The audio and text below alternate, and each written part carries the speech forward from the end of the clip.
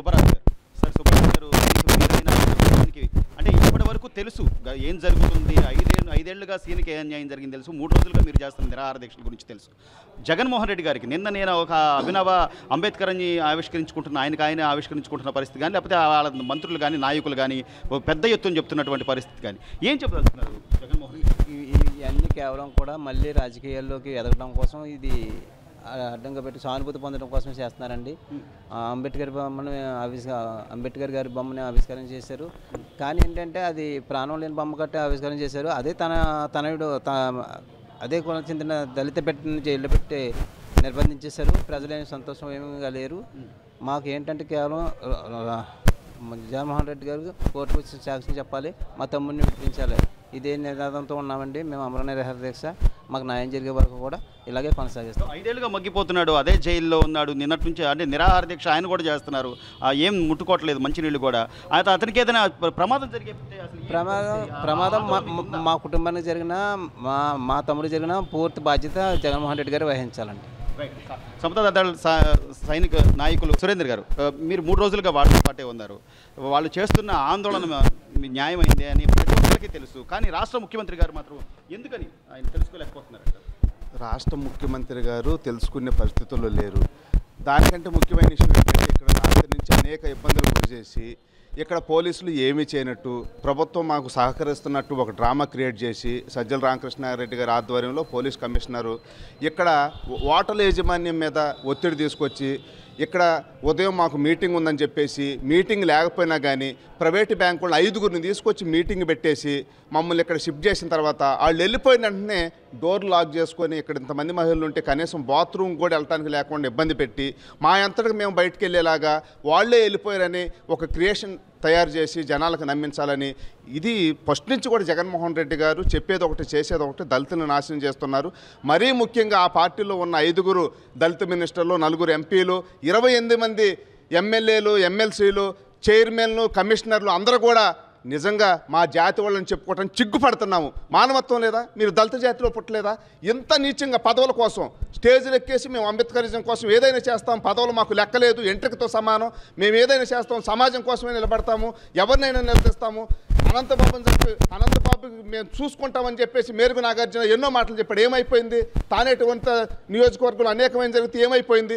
ఇలా చిగ్గులేని జాతిలాగా ఈ దేశంలో అందరి సమస్యల మీద స్పందించే దళిత జాతి, హక్కుల కోసం పోరాడితే దళిత జాతిలో పుట్టిన ఈ నీచమైన బతుకులు బతికే ఈ వైసీపీలో ఉన్నటువంటి ప్రజాప్రతినిధులు మా జాతి ఉందని చెప్పుకుంటాను మేము చిగ్గుపడుతున్నాం. రాబోయే కాలంలో వాళ్ళందరికీ బుద్ధి వచ్చేలాగా దళిత సమాజం మొత్తం ముందుకొచ్చి వాళ్ళు ఎక్కడ పోటీ చేసినా, వాళ్ళు సీట్ల కోసం ఎన్ని మార్పులు చేసినా చిత్తుగా ఓడించాలని సమతా సైనికుల ద్వారా మేము పిలుపునిస్తున్నాము. అలాగే ఈ కుటుంబానికి ఏది జరిగినా కానీ జగన్మోహన్ రెడ్డి గారి బాధ్యత వహించాలి. దీన్ని పూర్తిగా సమతా సైనికుల కుటుంబానికి అండగా ఉండేలాగా మేము ముందుంటాం. అలాగే ఈ రాష్ట్రంలో ఉన్న అన్ని ప్రజా సంఘాలకి, ప్రజాప్రతినిధులకి, ప్రతిపక్ష పార్టీల వారికి కూడా మేము విజ్ఞప్తి చేస్తున్నాము. ఈ కుటుంబానికి అండగా ఉండండి, ఈ కుటుంబాన్ని మీరందరూ పరామర్శించండి, మీకు తోసిన విధంగా ఈ కుటుంబానికి అండగా ఉంటూ మీరు ముందుకు రావాలని చెప్పేసి ప్రతి ఒక్కరికి విజ్ఞప్తి చేస్తున్నాము. సురేంద్ర గారు, మీరు అన్నట్టుగా అంటే జగన్మోహన్ రెడ్డి గారు నమ్మి మోసపోయిన వారిలో ఒక కోడికత్తి సీను మాత్రమే కాదు, ఆయనకు సంబంధించిన ఆయన పార్టీలో గెలిచిన అదే ఎమ్మెల్యేలు ఈ రోజున ఒక పద్మావతి గారు కానీ ఆవిడ బయటకు వచ్చి కనీసం నా నియోజకవర్గంలో మంచినీళ్ళు కూడా ఇప్పించలేకపోయాను, నా మీద ఇంత ఒత్తిడి తీసుకొచ్చారు, కనీసం మేము స్వేచ్ఛగా మా ఎమ్మెల్యేల వృత్తి కూడా చేసుకునే పరిస్థితి లేదని చెప్పి ఆవిడ బయటపడ్డ పరిస్థితి కానీ, లేదా డొక్కా మాణిక్యవర ప్రసాద్ లాంటి వాళ్ళు ఎమ్మెల్సీగా ఉన్నటువంటి వ్యక్తి నాకొక్కసారి మా రాష్ట్ర ముఖ్యమంత్రిని చూపించండి అయ్యా మహాప్రభు అని మాట్లాడే పరిస్థితి గతంలో చూసాం మనం. సుచరిత గారు ఆవిడ తాడికొండ నియోజకవర్గానికి ఇన్ఛార్జిగా వేశారు. అక్కడ ఖచ్చితంగా అమరావతిని నాశనం చేసినందుకు ఎవరు వేసినా కూడా గెలిచే పరిస్థితి లేదు, వాళ్ళు కూడా తప్పనిసరి పరిస్థితుల్లోనే అక్కడ ఇన్ఛార్జిగా ఉన్న నిర్వహిస్తున్నారు. సో అంటే దళితులు కానీ లేకపోతే వెనకబడిన వర్గాలకు సంబంధించేమో ఓడిపోయే స్థానాలు ఇచ్చి వాళ్ళ వరకు మాత్రం గెలిచే స్థానాలు ఉన్నాయని చెప్పి ప్రతిపక్షాలు విమర్శిస్తున్న నేపథ్యం. అంటే ఈ విధంగా చూస్తే ప్రతి ఒక్కరిని నమ్మిన వాళ్ళని మోసం చేసిన పరిస్థితే కదా జగన్మోహన్ రెడ్డి గారు. కనీసం చివరికి కోడికత్తి సీను గత 5 ఏళ్లుగా మగ్గిపోతున్న వాళ్ళ అమ్మగారు ఆ అబ్బాయికి ఏమో జరుగుద్దు అని చెప్పి 3 రోజుల నుంచి నిరాహార దీక్ష చేస్తున్నా, ఎందుకు పట్టించుకోవట్లేదు అంటారు? అసలు నిజంగా దళితుల పట్ల ఆయనకి చిత్తశుద్ధి ఉందన్నారు. దళితుల పట్ల ఎంత చిత్తశుద్ధి ఉన్నది ఈ అన్ని విషయాలను బట్టి తెలుస్తుంది. జగన్మోహన్ రెడ్డి గారు ఏది చేసినా కానీ అడావుడిగా చేయరు. ఈ మార్పులు చేర్పులు అనేది ఒక పథకం ప్రకారమే చేశారు. ఎందుకనంటే 3 నెలల క్రితమే సామాజిక సాధికార యాత్రని స్టార్ట్ చేసి దాంట్లో ఎస్సీ ప్రతినిధుల్ని, బీసీ ప్రతినిధుల్ని, ఎస్టీ ప్రతినిధుల్ని, మైనార్టీ ప్రతినిధులు ఎక్కించి తిప్పుతూ వాళ్ళకి సీట్లు లేకోకుండా వాళ్ళని ఎక్కడికెక్కడ మార్చి అది పథకం ప్రకారం చేసింది. వీళ్ళని జనాల దగ్గర పంపించడం, వాళ్ళ సీట్లు లేదని చెప్పడం.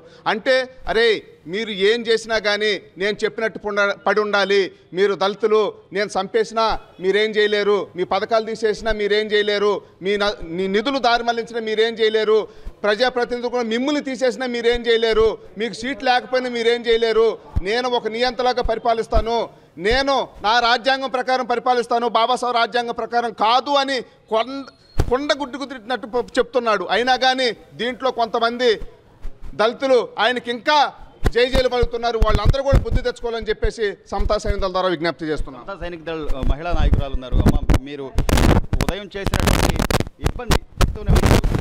మీ నాయకులు అసలు ఉదయం ఏం జరిగింది, మిమ్మల్ని ఎలా ఇబ్బంది పెట్టాలని చూశారు? 3 రోజులుగా ఆవిడ దీక్ష చేయడానికి కూడా కనీసం స్థలం లేకుండా అటు ఇటు తిప్పే పరిస్థితి. సమతా సైనిక దళం నుంచి మీరు ఏం చెప్పారు మహిళా నాయకురాలు? ఉదయం నుంచి కాదు, నిన్నటి నుంచే ఇబ్బంది పెట్టడం మొదలుపెట్టారు. జగన్మోహన్ రెడ్డి ఏంటి అని అంటే అటు ప్రభుత్వ వ్యవస్థలపైన తర్వాత ప్రైవేటు రంగాలపైన కూడా తను గ్రిప్ పెట్టుకొని కూర్చున్నాడు. ఆయన చెప్పిందే చేస్తున్నారు. కర్త కర్మ క్రియ అనేది జగన్మోహన్ రెడ్డి అయ్యాడు. మేము గాలి పీల్చాలన్నా గాలి వదల్చాలన్నా కూడా ఆయన పర్మిషన్ కావాలనుకుంటా. మేము చెప్పాము, ఏమంటే ఇది ప్రైవేట్ ప్రాపర్టీయే కదా, మీరు పబ్లిక్ ఇవ్వడం కోసం ఏదో కట్టారు, మేము మనీ ఇస్తాము, మేము ఇక్కడ ఉంటాము అని అంటే మీ మనీతో మాకు పని లేదు, మీరు ఇక్కడ అర్జెంటుగా ఖాళీ చేసి వెళ్ళాలని చెప్పేసి మా పని కనీసం మాకు ఇంటిమేషన్ కూడా చేయకోకుండా పవర్ సప్లై మొత్తం ఆపేసేసి మమ్మల్ని నిన్న ఇబ్బంది పెట్టారు. అదేవిధంగా రాత్రి అక్కడి నుంచి పంపించడానికి ప్రయత్నం చేశారు. ఒక మహిళని నాకు ఒక చిన్న పాప ఉంది, ఆ పాపని తర్వాత ఒక వృద్ధురాలని కూడా చూడకోకుండా మమ్మల్ని బయటకు గంటడానికి శతవిధాల ప్రయత్నం చేశారు. ఒక 100 మంది పోలీసుల వరకు కూడా తీసుకొచ్చారు. అయినా కూడా మేము మొండికేసి అలా కూర్చున్నాం. సరే మీరు కేసులు పెడతారా పెట్టండి, లేకపోతే చంపుతారా చంపండి, ఏం చేస్తారో చంపండి, చెయ్యండి అని చెప్పేసి కూర్చున్నాము. తర్వాత ఉదయం కూడా ఇబ్బంది పెట్టారు. ఈరోజు చూస్తుంటే ఇక్కడ తెలుస్తుంది కనీసం పవర్ సప్లై లేదు, ఏమీ లేదు. ఇంతమంది మహిళలు ఉన్నారు, పక్కనే ఉంది వాష్రూమ్, కనీసం ఇక్కడ వెళ్ళడానికి కూడా అవకాశం లేకోకుండా తాళాలు వేసేసుకున్నారు. అదేమంటే అక్కడ రెస్టారెంట్లోకి వెళ్ళడం అంటారు, రెస్టారెంట్కి వెళ్తానే పైనుంచి కింద వరకు వాళ్ళు అలా చూస్తూ ఉన్నారు. సో ఇదంతా కూడా ఏంటి అని అంటే జగన్మోహన్ రెడ్డి ఆడిస్తున్నటువంటి నాటకం. అయినా జగన్మోహన్ రెడ్డి కుటుంబానికి ఈరోజు కొత్త ఏమి కాదు. తన తండ్రి రాజశేఖర రెడ్డి మా పిల్లోడు దళిత పిల్లోడు సత్యం బాబుని అదేవిధంగా అన్యాయంగా కేసుల్లో గురి చేసేసి ఆ పిల్లోడిని బయటికి రానికోకుండా ఆ పిల్లోడిని దేక్కుంటూ వెళ్ళేటువంటి సిచ్యువేషన్ తీసుకొచ్చాడు. ఈరోజు తన కుమారుడు తనకన్నా కూడా ఒక 3 ఆకులు ఎక్కువ చదివేసేసి తను రాజకీయంగా వెదక్క ముందే కోడికి కత్తి అని చెప్పేసేసి మా దళిత పిల్లోడిని మళ్ళీ కేసుల్లో ఇరికించేసేసి కోడికత్తి శ్రీనుని ఆ రకంగా ఆయన కోడికత్తి అనే సింపతి మీద ఆయన గద్దెనెక్కేసేసి ఈ రోజు వరకు కూడా రాజ్యం వెళ్తూ ఉన్నాడు. మొత్తం ఏంటి అని అంటే రాష్ట్రం మొత్తం కూడా నా ఆధీనంలో ఉందని చెప్పేసి దళిత మంత్రుల్ని కానీ దళిత ఎమ్మెల్యేలను కానీ దళిత ఎంపీలను కానీ ఆయన చెప్పు చేతుల్లో పెట్టుకొని ఆయన కాళ్ళ కింద చెప్పుల్లా చూసుకుంటా ఏ ఒక్క దళితులకి కూడా సహాయ సహకారాలు అందించుకోకుండా చేస్తున్నాడు. ఈరోజు ఈ పెద్ద ఆవిడ దాదాపు 76 years వస్తుంది. ఆవిడకి చూస్తే కనీసం 3 రోజుల నుంచి వాటర్ లేదు. ఆవిడతో పాటు మేము కూడా తాగలేదు. నాకు మల్టిపుల్ స్టోన్స్ ఉన్నాయి కిడ్నీలో, నాకు ఆరోగ్య పరిస్థితి కూడా బాగోదు. అయినా కూడాను నా చిన్న పాప 1 గంట 2 గంటలు కనిపించకపోతేనే మేము అల్లాడిపోతాం. అట్లాంటిది కనుక్కొని చివరి కొడుకు అని అంటే ఏ తల్లికైనా ప్రేమ ఉంటుంది. అటువంటి కొడుకుని దాదాపు 5 సంవత్సరాల 9 నెలలు నిర్బంధించి నువ్వు జైల్లో పెట్టి ఉన్నావు అని అంటే ఇది నీ యొక్క క్రూరత్వానికి చిహ్నం అని చెప్పుకోవచ్చు. నువ్వు వచ్చిరా కోర్టుకు వచ్చి నువ్వు సమాధానం చెప్పు. నీకు ఒకవేళ నిజంగా వాడు కనుక కోడికత్తితో గీసి ఉండి నీకు గాయమై ఉంటే నాకు ఇంత గాయమైంది, ఇంత నష్టపోయాను, నేను నా శరీరంలో నా కండలు ఇంత పీక్కుపోయారని చెప్పేసి నువ్వు వచ్చి చెప్తే వాడికి తగిన శిక్ష వేస్తాడు. ఆ శిక్ష కనీసం 2 సంవత్సరాలు 3 సంవత్సరాలు 4 సంవత్సరాలు ఉంటుంది, అయిపోతుంది అంతటితో. కానీ ఈ రోజు నువ్వు దాదాపు ఒక 6 సంవత్సరాలు ఎటువంటి సాక్ష్యం చెప్పుకోకుండానే వాడిని అట్లా లోపల పెట్టేసేసి చేసావని అంటే నీవు కనీసం మనిషి జన్మెత్తినటువంటి పశువు అని అన్నా కూడా ఆ పశువులు కూడా ఇబ్బంది పడతాయి, సిగ్గుపడతాయి. నువ్వు కనీసం నీ కన్న తల్లికి నీ చెల్లికే నువ్వు ఎటువంటి న్యాయం చేయలేని వాడివి. ప్రతి ఒక్కరికి ఏం చేస్తావు, నువ్వు దళితులకి మేనమామ అంటావు, దళితుల యొక్క పిల్లలు నీకు మేనళ్ళు మేనగోడలు అంటావు. ఇదేనా నువ్వు చేసేది? మా యొక్క దళిత పథకాలని రద్దు చేసి మా యొక్క నిధులతో నువ్వు 125 అడుగుల విగ్రహాన్ని కట్టి నీ పేరు నీ ప్రపంచానికి చాటు చెప్పుకోవడానికి ప్రయత్నాలు చేస్తున్నావు. అదే 400 వందల కోట్లతో ఇంతకాలం నుంచి దళితుల్ని నువ్వు ఏమాత్రం కూడా నువ్వు సపోర్ట్ చేయలేదు, ఏమాత్రం కూడా వాళ్ళని ఎదిగేటట్టు చేయలేదు. ఈరోజు నీ యొక్క బలిపీఠానికి బలిపశువులుగా అయ్యేది ప్రతిసారి కూడా దళితులు అనమాట.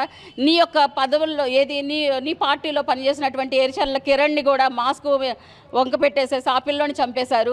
అదేవిధంగా సుధాకర్ మాకు మాస్కులు ఇస్తే కదా మేము బ్రతుకుంటేనే కదా మేము చేయాలి వైద్యం అని అంటే అతన్ని చంపేశారు.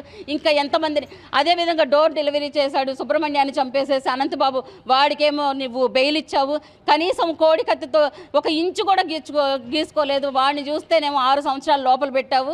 బాగుందయ్యా, నువ్వు మాకు మేనల్లుడువా లేకపోతే మేనత్తవా ఏమో కానీ ఇదంతా కాదు, కానీ మా పాలిట మాత్రం నువ్వు పరమ దరిద్రుడు అని చెప్పొచ్చు. నీ పరిపాలన కోసం ఒకప్పుడంతా అందరం ఎదురు చూసాము. ఎందుకు అనంటే కనీసం మా అనుకొని ఆ పార్టీ వస్తే మాకేదో మేలు జరిగిద్ది అనుకున్నాం. తీరా చూస్తే ఎట్లా ఉంది అని అంటే మాది పెనములో నుంచి పొయ్యిలో పడినట్టు అయ్యింది మా పరిస్థితి. కనీసం ఆ చంద్రబాబు నాయుడు టైంలోనైనా సరే మేము మా వాయిస్ వినిపించుకోవడానికి మేము రోడ్లు ఎక్కాము. కనీసం ఈ రోజు నువ్వు మమ్మల్ని ఇలా నిర్బంధించి అక్కడ పబ్లిక్ ప్లేస్ పెట్టావు, నువ్వు దళిత ఏది పోరాటాలు చేసుకోవడానికి చెప్పి ధర్నా చౌక్ పెట్టావు. నీకు పెట్టింది అక్కడ పేరు ఎందుకు పెట్టావు? నువ్వు ధర్నా చౌక్ అంటే ధర్నాలు చేసుకోవడానికి ఉన్నారు, ఎక్కడెక్కడ చేయొద్దు అక్కడ చేయండి అన్నారు. మరి ఇక్కడ ధర్నా చేసుకోవడానికి ఆ తల్లి 12వ తారీఖు అప్లికేషన్ పెట్టుకుంది, నువ్వు కనీసం ఆవిడకి ఇవ్వను కూడా ఇవ్వలేదు. నువ్వు అక్కడ పేరు ఎందుకు పెట్టుకున్నావు?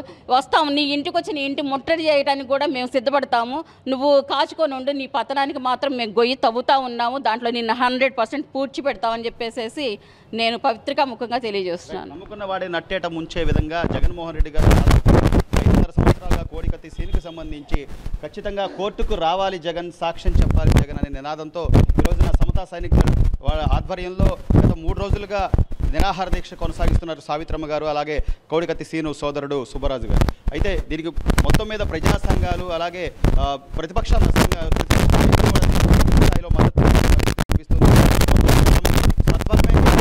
విగ్రహావిష్కరణ చేయడం కాదు, మాలాంటి సజీవంగా ఉన్న వాళ్ళకి న్యాయం జరిగేలా చూడాలని చెప్పి కోడికత్తి సీను కుటుంబ సభ్యులు ఆవేదన వ్యక్తం చేసిన పరిస్థితి కనిపిస్తుంది.